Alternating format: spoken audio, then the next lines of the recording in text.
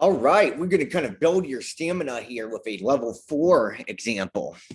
Now, on these, I'm going to warn you, there's going to be a lot going on. When we go to those level 4 and level 5 examples on Delta Math, they take a while, but they're a really good experience to do because they build on so many of the Algebra 2 concepts that you've learned. And if you could dot your I's and cross your T's on them, you'll be in really, really good shape.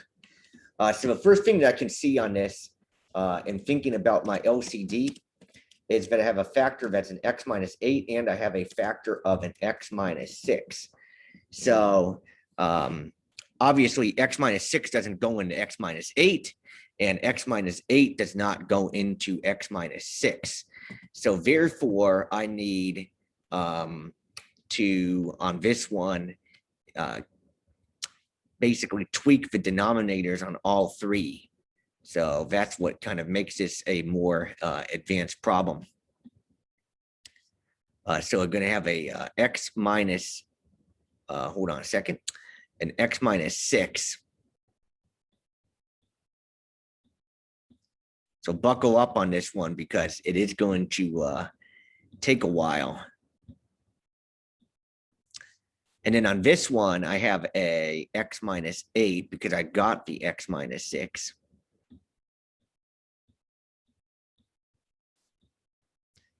And then on this one, I also need an x minus 8 as well. Now, the good news is, even on these harder ones, those denominators do go away. So we'll take out the denominators in that purplish pink. And we have not quite an Algebra 1 problem, but a full-blown Algebra 2 problem that involves polynomial multiplication and factoring.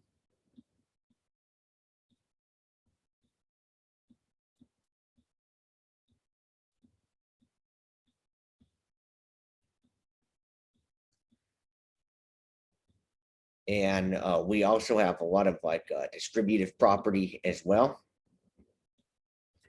Hopefully there'll be some things that cancel. So if you need a lot of paper, that's okay. Sometimes even people like to do the computations separately. So they start with the polynomial multiplication. So this is a 2 by 2. So x times x is x squared. X times 3 is 3x. Minus 6 times x is minus 6x. And then I have a minus 6 times 3, so that's a negative 18. Then I have a 7x minus a 56.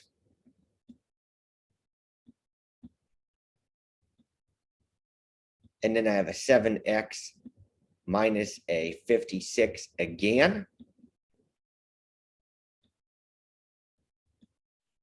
So the good news is that I can see right off the bat that the 7x's cancel each other out. And the 56's cancel each other out.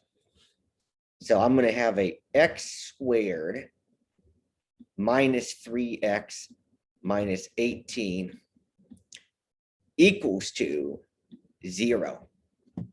So actually, we did get some things canceling out on here with the LCD. And then I'm going to think about, and this factoring actually isn't as terrible as the level 3 that we did in the last video.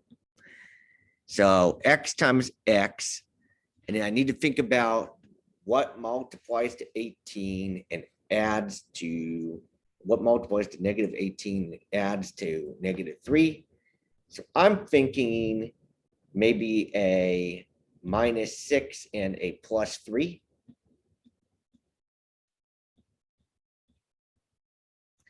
So you do have in this problem one problem where if I plug in the x equals to 6, it's not going to work because I have an x minus 6 in my LCD.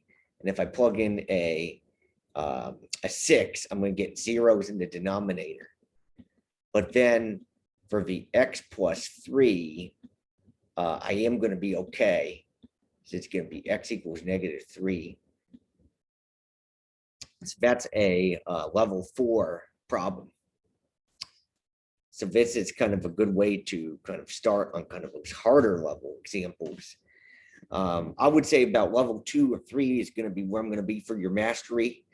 And then 4 and 5 will be kind of like the challenge level.